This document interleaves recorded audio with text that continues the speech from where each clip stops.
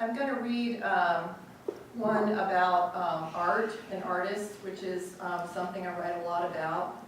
It's an excuse to go to museums and think about paintings. It's an excuse to read biographies of painters whose work interests me. And this is a pantoum, which we studied in class, which, as you know, is a form that's all about repetition.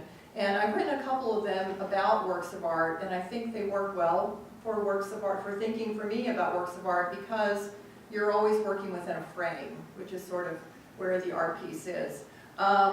This was years ago. I went to a lecture on American art, and there was images by Grant Wood, who I think we mostly just associate with that American Gothic painting, which I think is a little unfortunate, because to me he's a much more interesting artist than just that one image.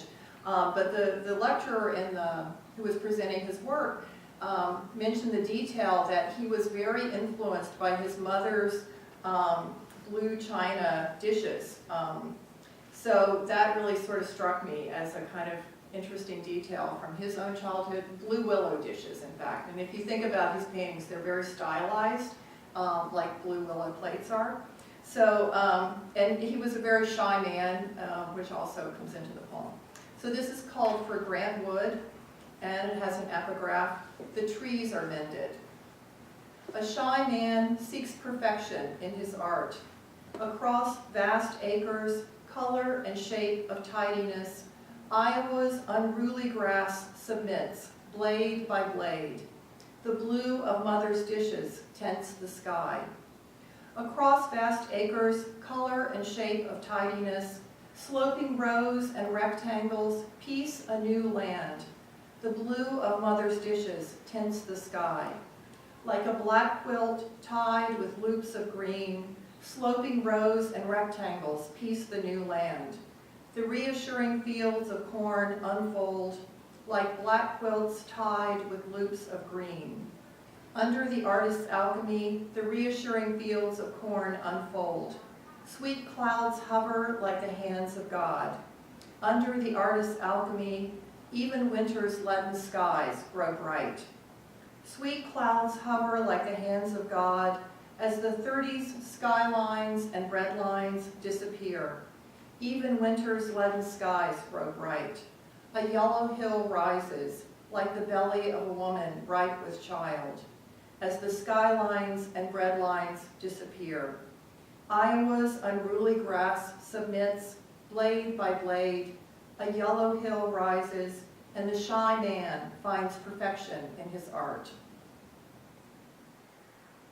Okay, I'm going to read a few more. I'm going to read another one that is about an artist, and this one is about the sculptor Augustus St. Gaudens, who we have in D.C. At Rock Creek Church, which is actually a church I used to attend where I was married. The Adams Memorial is in that cemetery, and that was a famous piece he did when Henry Adams' wife killed herself. Also, the National Gallery now, we have a whole space that is the memorial, the Shaw Memorial. Yeah, the 54th Massachusetts. Yeah, yes, which is the piece that he actually made is on the Boston Common. But his house in New Hampshire is open in the summertime, and it's just this marvelous place. And all those same pieces are also on the grounds of the house. He went to live at his house full-time when he was diagnosed with cancer. And my mother also died of cancer, and my mother had loved that place and had loved St. Gaudens. So I was in Vermont a few years ago and decided to go spend a day and think about St. Gaudens being there. And actually, the night before I left to go, had a dream about my mother, which shows up in the poem. So I felt very much that thinking about this end-of-life time for this man I admired and this woman who was one of the most important people in my life somehow came together in this. So this is called St. Gaudens at Aspet, Late Afternoons. And there's a little epigraph. After he was diagnosed with cancer, the sculptor Augustus St. Gaudens went to live at his summer house in New Hampshire. He died in 1907. From the porch, a surprising swath of blue leans against the far hills, cloudless before the evening storms. The poplars stand erect as sentinels, the rows of birches white as brides. For him, the meadow would have been this same yellow-tipped wilderness, his wife's garden a summer wash of color, lily, phlox, delphinium. He would have had this same view of the rose-walled studio, the doors and shutters, the cool green of winter fir. From the porch, I imagine he could sometimes still direct the work of his assistants from his chair. On his best days, scribbling notes. On his worst, lost in the restlessness, entering a new settlement. The hands of this man who caught in clay and bronze the beautiful energy of the gesture in its making were nearly bone now, fragile as the bodies of small birds. Still, everything must have looked alive to him. I see my place clearly now, St. Gaudens said. Once in a dream, I swam in an old pool, alone among high green hills, alone, but suddenly there were others, and there among the other swimmers was my mother, so recognizably herself. My mother, whom I have missed every day that she's been gone. I held her face in my hands, and the bones of her cheeks were the bones of St. Gaudens, the bones of a last bronze bust made of his face just before he died. Hers were the same inward-looking eyes, hooded, the same brilliant light. She looked at me then, but did not speak. And St. Gaudens' son remembered a long summer afternoon when they sat together on the high terrace, when the sun shone on Mount Ascutney, and his father was silent for a long time. It's beautiful, he said, but I want to go farther away. I'm going to read just a few more, and I'm going to read two poems about my parents, both of whom have died. But one of the things I think all of us know who write is that writing is certainly a way of keeping people in your lives that are no longer here. And I also find my parents become younger and younger to me in a way in my writing. It's a way for me. We've talked in our writing class about the whole thing of remembering your parents had a life other than as your parents, which since I teach teenage girls is sometimes a challenging idea that parents existed for any other purpose than to be the parents of teenagers.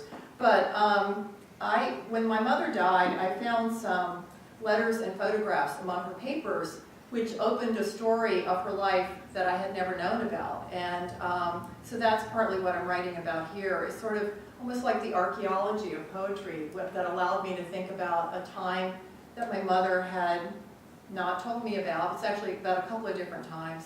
And my mother's life that was different from my life. So this is called My Mother's Photographs. And it has an epigraph from a man who photographed cemeteries and also women in New Orleans in the 1940s. His name was Clarence John Lachlan.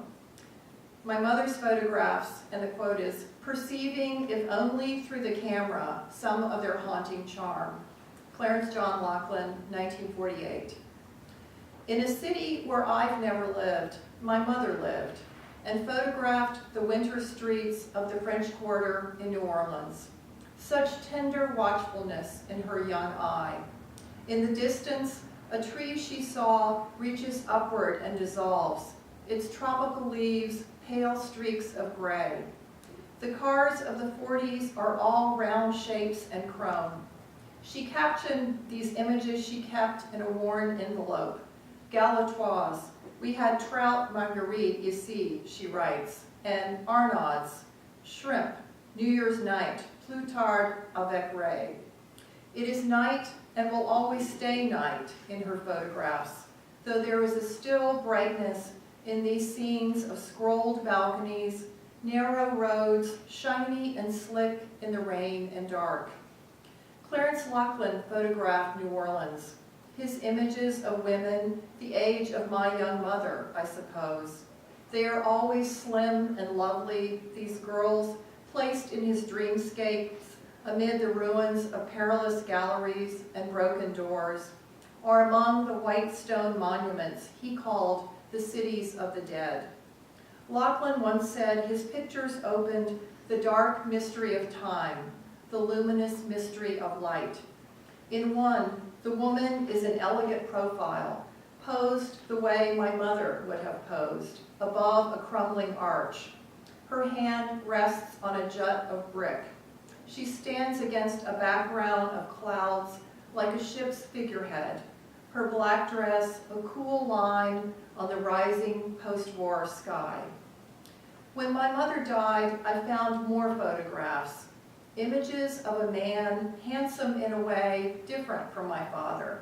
There are 4, each one torn with a raw white edge or scissored neatly as if the story surrounding him must be cut.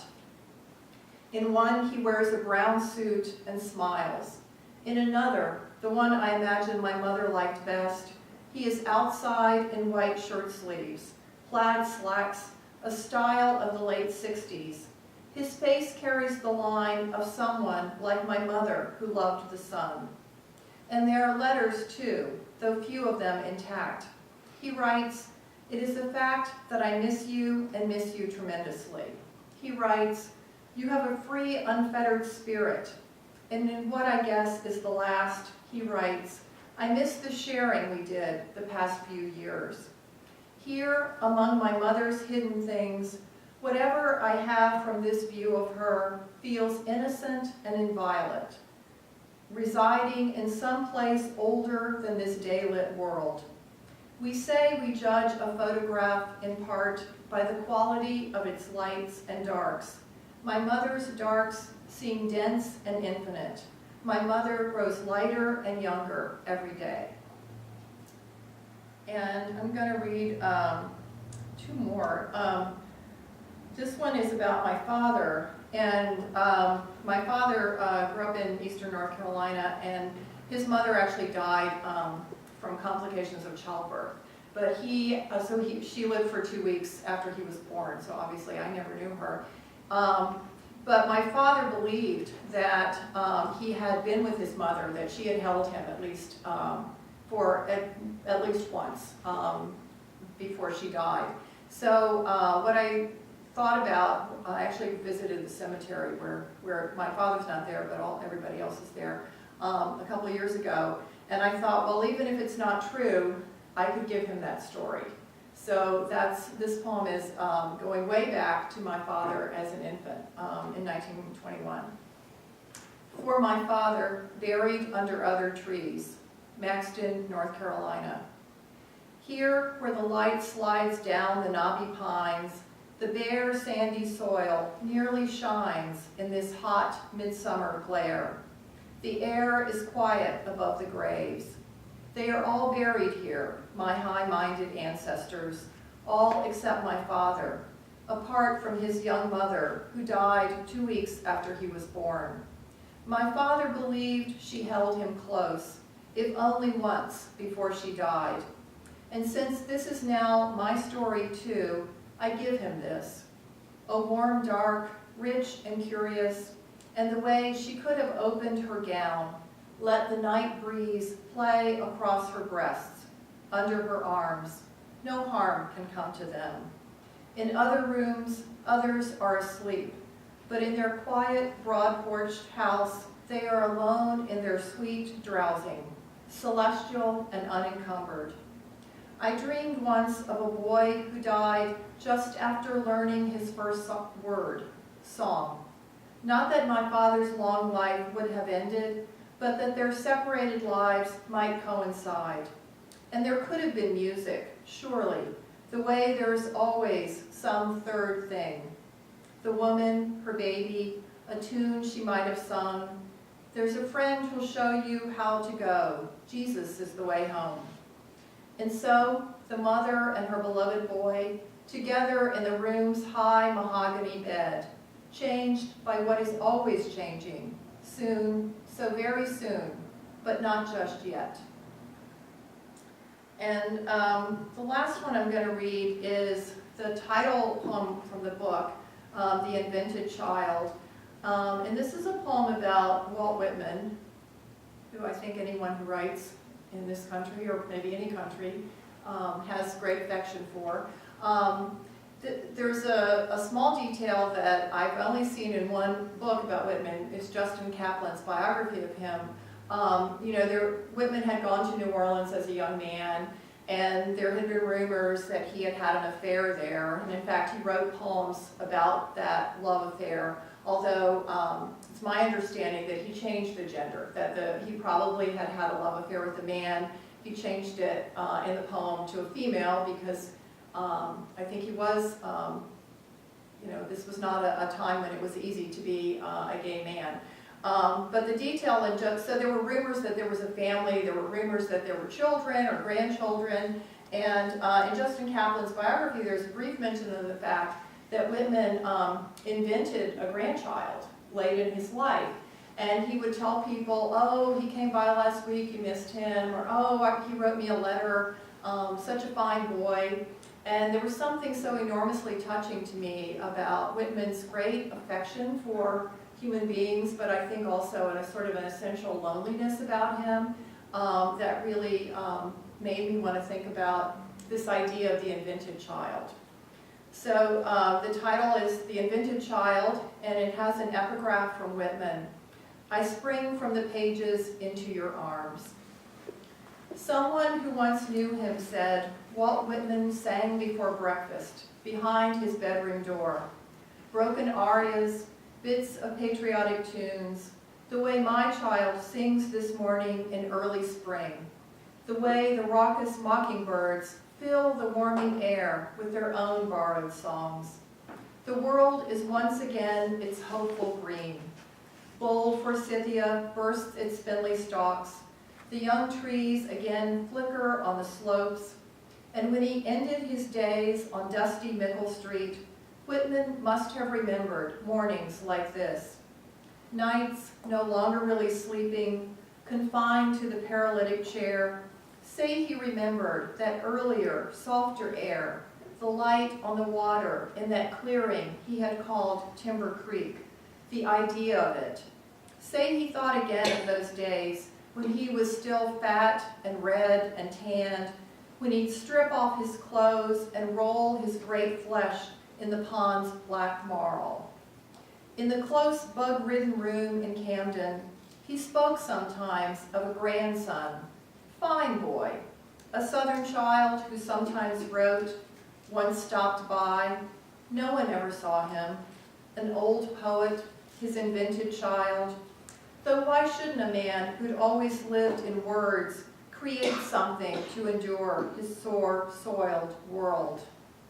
There at Timber Creek, Whitman wrote about the trees, their rough bark, the massive limbs and trunks, as if they were the bodies of those he'd loved. Some people believe the souls of unborn children rest in trees. Say he saw them then, caught their soft breath, sweet as the spice bush, lush as the early crocus. In the long, hard work of his imagination, say he watched their disembodied hearts sway among the new leaves, watched the eager light shine on another fine morning until the sky lifted above him like exultant, fresh desire, and the children descended, and then the crowns of the trees were all on fire. So thank you for your attention.